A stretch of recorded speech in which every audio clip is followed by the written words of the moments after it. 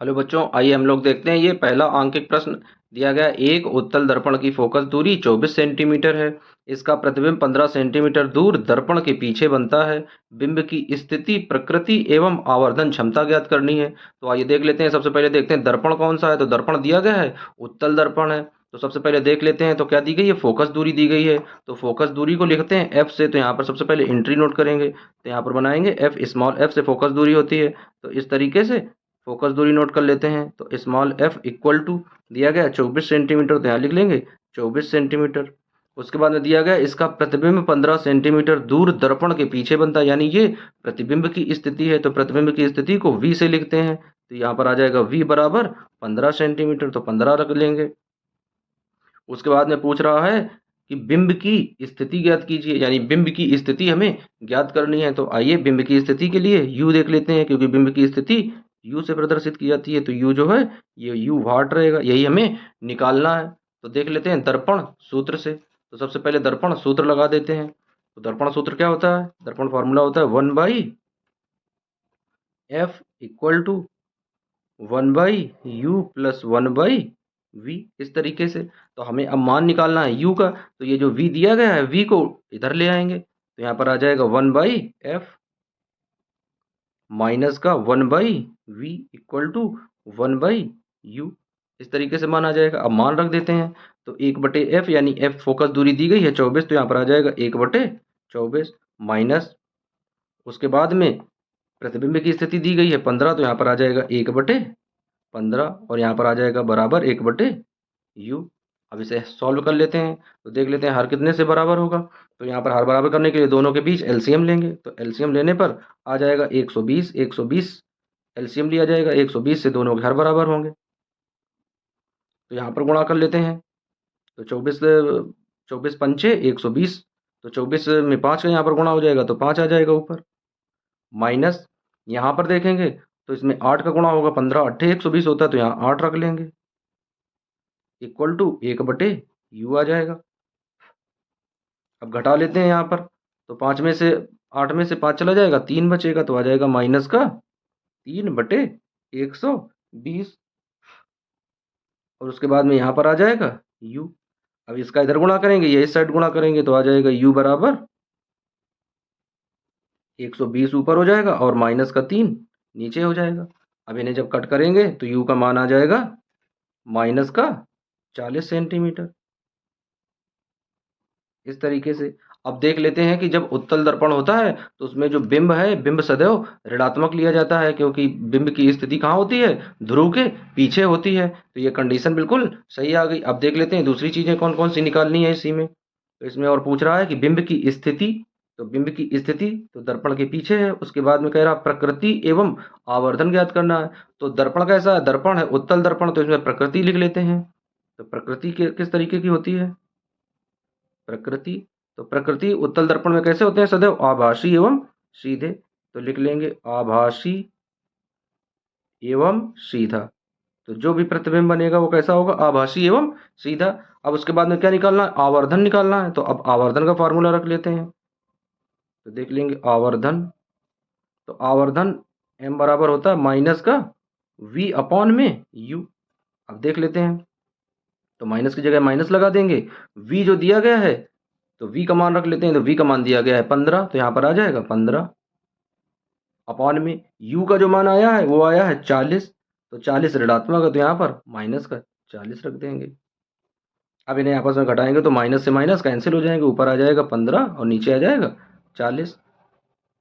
अब इसे cut cut करेंगे तो पहली बार जब भाग देंगे तो आ जाएगा 0 दशमलव, यहाँ हो जाएगा 150, इस तरीके से। अब जब 150 में भाग देंगे तो 0 से 0 कैंसिल हो जाएगा। 4 का भाग देंगे 15 में, तो 4 तियाँ 12।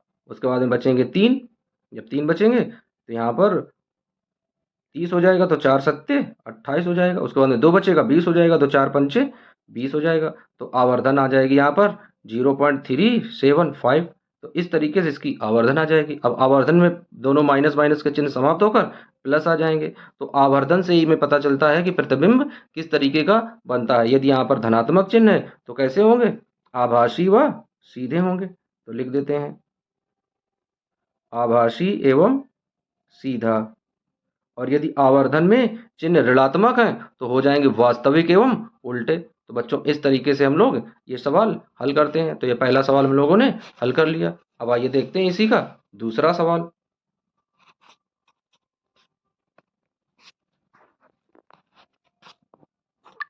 अब देख लेते हैं बच्चों, दूसरा सवाल दिया गया है, एक वस्तु का जो आकार है वो दिया गया है 2.5। तो जो बिंब का आकार होता है उसे हम लोग h से प्रदर्शित करते हैं। तो यहाँ पर लिख लेंगे h बराबर 2.5 सेंटीमीटर। तो इस तरीके से ये बिंब का आकार दिया गया है। उसके बाद में लिखा है किसी अवतल दर्पण के सामने वस्तु दर्पण से 30 सेंटीमीटर की दूरी पर स्थित है। यानी वस्तु की स्थिति यानी ये बिंब की स्थिति है, तो ये u से लिखेंगे। तो यहाँ पर आ जाएगा u बराबर 30 सेंटीमीटर। तो u बराबर आ गया 30 सेंटीमीटर की दूरी पर। उसके बाद में दिया गया यदि प्रतिबिंब की स्थिति 10 सेंटीमीटर है, यानी प्रतिबिंब की स्थिति भी दी गई है, तो प्रतिबिंब की स्थिति को v से लिखते हैं। तो v बराबर दिया गया है 10 सेंटीमीटर। तो ये भी लिख लेंगे v बराबर 10 सेंटीमीटर। तो कह रहा प्रतिबिंब की स्थिति 10 सेंटीमीटर हो तो दर्पण की फोकस दूरी ज्ञात करना है। यानी हमें निकालना क्या है, हमें निकालना है f का मान। तो f का मान 8 है और इसी f का मान हम ज्ञात करेंगे। तो देख लेते हैं दर्पण सूत्र से। तो यहाँ पर लिख देंगे दर्पण सूत्र से, दर्पण सूत्र से। तो लिख देंगे दर्पण सूत्र से। तो दर्पण का फार्मूला क्या होता है, दर्पण का फार्मूला होता है 1/f equal to 1/u plus 1/v। इस तरीके से अब देख लेते हैं जब अवतल दर्पण होता है तो अवतल दर्पण में सभी चीजें कैसी होती हैं, ऋणात्मक होती हैं। हम लोगों ने चिन्ह परिपाटी में देखा था कि अवतल दर्पण में जितनी भी दूरी थी वो ध्रुव के सब बाईं ओर थी। तो इस वजह से सारे मान ऋणात्मक लिए गए थे। तो देख लेते हैं यहाँ पर जो u का मान दिया गया है 30 सेंटीमीटर, ये भी माइनस का हो जाएगा। उसके बाद में प्लस 1 जो v का मान दिया गया 10 सेंटीमीटर, ये भी माइनस का हो जाएगा। अब इन्हें दोनों को हल करेंगे तो यहाँ पर 30 एलसीएम ले लेंगे। अब यहाँ पर गुणा होगा तो यहाँ पर -1 आ जाएगा, यहाँ पर 3 का गुणा होगा तो -3 आ जाएगा। इक्वल टू दोनों जोड़ देंगे तो आ जाएगा -4/30। अब जब 1/f का मान निकालेंगे, जब f का मान निकालेंगे तो ये 30 पलट जाएगी संख्या, यानी f बराबर आ जाएगा 30/-4। अब 4 से भाग देंगे तो 4 सते 28, यानी -7 आ जाएगा, दशमलव लगेगा 20 हो जाएगा और 4 पंचे 20। तो फोकस दूरी आ जाएगी 7.5 सेंटीमीटर की। और फोकस दूरी अवतल दर्पण में फोकस दूरी भी उसकी ऋणात्मक होती है, क्योंकि फोकस दूरी जो होता है वो भी ध्रुव के बाईं ओर होती है। तो इस तरीके से फोकस दूरी हमने ज्ञात कर ली। अब देखते हैं, आइए आगे। अब आगे दिया गया है कि वस्तु का आकार दिया गया है, तो अब हमें जो प्रतिबिंब है प्रतिबिंब का आकार ज्ञात करना है। तो इसकी आवर्धन से देख लेते हैं। तो आवर्धन का फार्मूला लगाएंगे तो लिखेंगे आवर्धन बराबर, तो आवर्धन m equal to h dash upon में h इक्वल टू माइनस का v अपॉन में u। तो अब देख लेते हैं, तो एच डैश का मान निकालना है। तो यहाँ पर एच डैश की जगह एच डैश आ जाएगा और अपॉन में h का मान, यानी वस्तु का आकार दिया गया है 2.5, तो यहाँ पर आ जाएगा 2.5 बराबर माइनस की जगह माइनस। अब कोष्टक में u का यानी अवतल दर्पण है, तो ये भी दोनों मान कैसे होंगे, ये भी दोनों मान ऋणात्मक होंगे। तो v का मान देख लेते हैं। तो v का मान दिया गया है 10, तो इन्हें लिखेंगे माइनस का 10 अपॉन में u का मान दिया गया है 30, तो लिखेंगे माइनस का 30। इस तरीके से तो ये माइनस से माइनस कैंसिल हो जाएगा। अब यहाँ एच डैश का जब मान निकालेंगे तो एच डैश बराबर इस वाली संख्या का यहाँ पर गुणा हो जाएगा। तो आ जाएगा माइनस 0 से 0 यदि काटेंगे तो 1/3 आ जाएगा। तो यहाँ पर गुणा करेंगे तो आ जाएगा 1 गुणे 2.5 और बटे में आ जाएगा 3। जब एच डैश का मान निकालेंगे तो 2.75 का इधर गुणा करेंगे तो माइनस का आ जाएगा 2.5 और बटे में 3 आ जाएगा। अब भाग देंगे, तो जब भाग देंगे तो यहाँ पर ये दशमलव हटाएंगे तो यहाँ पर एक 0 बढ़ जाएगा, यानी 25/30 हो जाएगा। अब 30 से जब कट करेंगे तो यहाँ पर आ जाएगा -0 दशमलव, तो यहाँ पर हो जाएगा 250। अब 250 जब हो जाएगा तो 30 से भाग देंगे तो 0 से 0 कट जाएगा फिर से। तो जब 0 से 0 कटेगा तो अब यहाँ पर 3 का भाग दे देते हैं। तो 3 अट्ठे 24 आ जाते हैं यहाँ पर 8। उसके बाद में बचेगा 1, तो हो जाएगा यहाँ पर 10। तो 3 त्रिका 9, यानी 8 0.83 इस तरीके से करके आएगा लगभग में। अब देख लेते हैं कि यहाँ पर काहे का चिन्ह लगा है, यहाँ पर लगा है माइनस का, यानी ऋणात्मक चिन्ह लगा है। तो ऋणात्मक चिन्ह का मतलब क्या होता है कि जो प्रतिबिंब है वो किस तरीका का होगा। तो लिखेंगे प्रतिबिंब प्रतिबिंब जब माइनस का चिन्ह होता है तो कैसे होते हैं, वास्तविक एवं उल्टे। तो लिख लेंगे वास्तविक एवं उल्टा। तो प्रतिबिंब जो है कैसा बनेगा, वास्तविक एवं उल्टा। तो बच्चों इस तरीके से हम लोग दर्पण फार्मूला की सहायता से इन सवालों को जो न्यूमेरिकल दिए जाते हैं उनको हल करते हैं। अब आइए देख लेते हैं इसी का दूसरा सवाल। देख लेते हैं बच्चों, सवाल दिया गया, एक दर्पण की वक्रता त्रिज्या दी गई है माइनस का 32 सेंटीमीटर, दर्पण के फोकस दूरी ज्ञात करनी है और पूछ रहा कि कौन सा दर्पण प्रयोग में लाया गया है। तो देख लेते हैं दर्पण की वक्रता त्रिज्या को लिखते हैं आर से, तो लिखेंगे आर बराबर माइनस का 32 सेंटीमीटर। अब उसके बाद फोकस दूरी पूछ रहा है यानी स्मॉल का एफ पूछ रहा है, तो एफ का मान हम लोग ज्ञात करेंगे। तो देख लेते हैं आर और एफ में संबंध क्या होता है। तो बच्चों हम लोगों ने एक डेरिवेशन किया था, उसके द्वारा हम लोगों ने एफ निकाला था। तो एफ का मान आया था आर बटे 2। तो देख लेते हैं, तो एफ बराबर आ जाएगा आर, आर का मान दिया गया माइनस का 32 और बटे 2। जब 2 से कट करेंगे तो एफ बराबर आ जाएगा माइनस का 16 सेंटीमीटर। यानी यहाँ पर फोकस दूरी तो 16 सेंटीमीटर माइनस में ऋणात्मक आ गई। अब देख लेते हैं कि दर्पण किस तरह का है। तो देख लेते हैं ऐसा कौन सा दर्पण होता है जिसकी फोकस दूरी ऋणात्मक होती है। तो बच्चों देख लेते हैं अवतल दर्पण, लिख लेते हैं यहाँ पर अवतल दर्पण। तो अब अवतल दर्पण के बारे में देख लेते हैं। तो अवतल दर्पण में किस तरह का अवतल दर्पण बना होता है, आइए देख लेते हैं 1 मिनट के अंदर।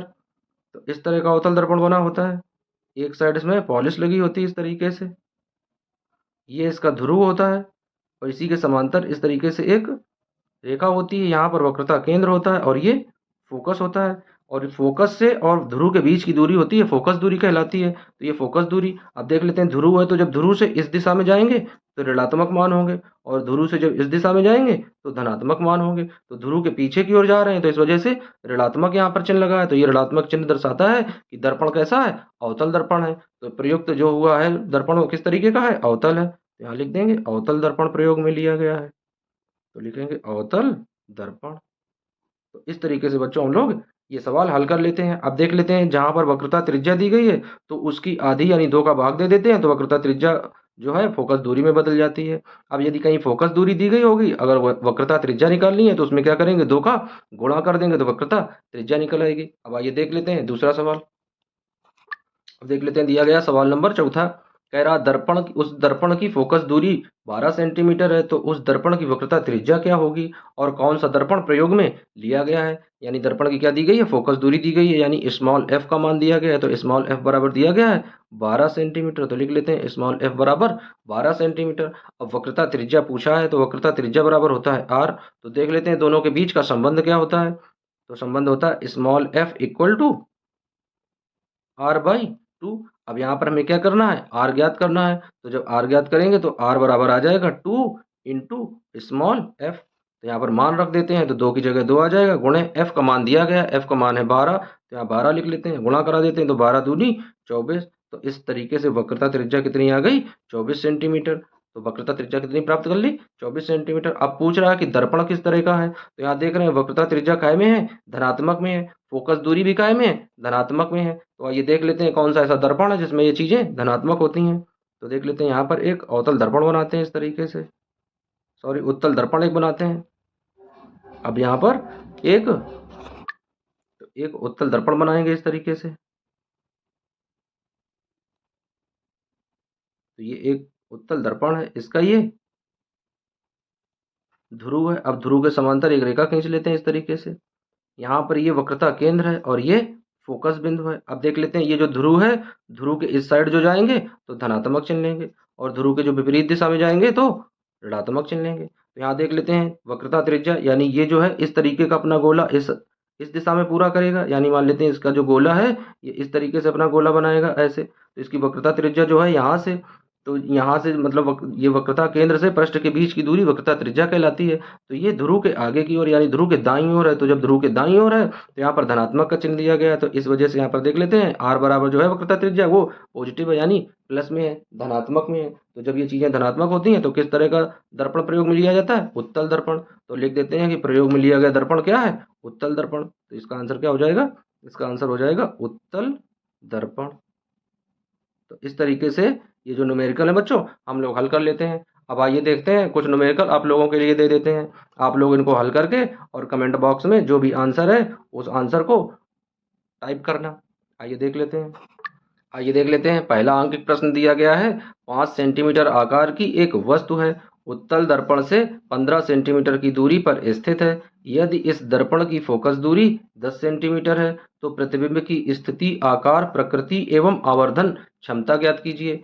बच्चों ये सवाल लगाना और इसके ये आंसर दिए गए हैं। यानी प्रतिबिंब की जो स्थिति v का मान ये दिया गया है 6 आया है, और h जो प्रतिबिंब का आकार है वो ये निकल कर आया है, और दर्पण के पीछे और आभासी ये आवर्धन क्षमता क्षमता से प्राप्त करोगे कि कहाँ पर प्रतिबिंब बन रहा है। यदि आवर्धन क्षमता धनात्मक आएगी तो आभासी और सीधा बनेगा, और यदि आवर्धन क्षमता ऋणात्मक आएगी तो वास्तविक एवं उल्टा बनेगा। यदि धनात्मक होगा तो दर्पण के पीछे प्रतिबिंब बनेगा, और यदि ऋणात्मक होगा तो दर्पण के आगे बनेगा। अब आइए देख लेते हैं दूसरा सवाल। बच्चों दूसरा सवाल दिया गया, एक उत्तल दर्पण की वक्रता त्रिज्या 6 सेंटीमीटर, यानी कोई उत्तल दर्पण उसकी वक्रता त्रिज्या 6 सेंटीमीटर दी गई है। एक वस्तु इस दर्पण से 5 सेंटीमीटर की दूरी पर स्थित है, यानी एक वस्तु है 5 सेंटीमीटर की दूरी पर रखी है, तो प्रतिबिंब की स्थिति, प्रकृति तथा आकार क्या होगा एवं आवर्धन क्षमता भी ज्ञात कीजिए। ये इसका आंसर दिया गया है। बच्चों ये सवाल लगाकर ये आंसर मिलाना, और यदि आंसर ना आए तो कमेंट बॉक्स में बताओ, तो ये सवाल दोबारा हल करवाया जाएगा। अब देख लेते हैं बच्चों तीसरा सवाल दिया गया, एक अवतल दर्पण के सामने 20 सेंटीमीटर की दूरी पर कोई एक बिंब रखा गया है, यानी बिंब की स्थिति दी गई है 20 सेंटीमीटर की दूरी पर। यदि प्रतिबिंब 10 सेंटीमीटर की दूरी पर बनता है तो दर्पण की फोकस दूरी ज्ञात कीजिए। तो इस तरीके से सवाल लगाएंगे और ये उसके आंसर दिए गए हैं। अब आइए देख लेते हैं चौथा सवाल। चौथा सवाल दिया गया, एक दर्पण की वक्रता त्रिज्या माइनस का 40 सेंटीमीटर है, तो दर्पण की फोकस दूरी व प्रयुक्त किया गया दर्पण ज्ञात करना। बच्चों ये सवाल अभी हमने समझाया है, तो उसी तरीके से लगाएंगे। अब देख लेते हैं इसका अगला सवाल। तो अगला सवाल दिया गया बच्चों, एक अवतल दर्पण की वक्रता त्रिज्या 36 सेंटीमीटर है। एक 6 सेंटीमीटर आकार की वस्तु दर्पण से 12 सेंटीमीटर की दूरी पर स्थित है, तो प्रतिबिंब की प्रकृति, आकार एवं स्थिति क्या होगी एवं आवर्धन क्षमता भी ज्ञात कीजिए। और ये सभी के आंसर लिखे गए हैं। यानी v का मान माइनस का 18 सेंटीमीटर आया है, उसके बाद में m का मान माइनस का 1.5 सेंटीमीटर आया है। प्रकृति जो आई है आवर्धन क्षमता से पता चलेगा कि वास्तविक एवं उल्टी है, और जो आकार है उसका वो बिंब से छोटा है। तो बच्चों इस तरीके से ये सवाल हल करना, और ये जो टॉपिक है तुम्हारा उत्तल एवं अवतल दर्पण का, ये यहाँ से पूर्ण हो गया। अब इसके बाद में हम लोग पढ़ेंगे उत्तल एवं अवतल लेंस के बारे में। तो बच्चों ये वीडियो आप लोगों को अच्छा लगा हो और अच्छे से समझ में आया हो तो वीडियो को लाइक कर लें और चैनल को सब्सक्राइब कर लें। धन्यवाद बच्चों।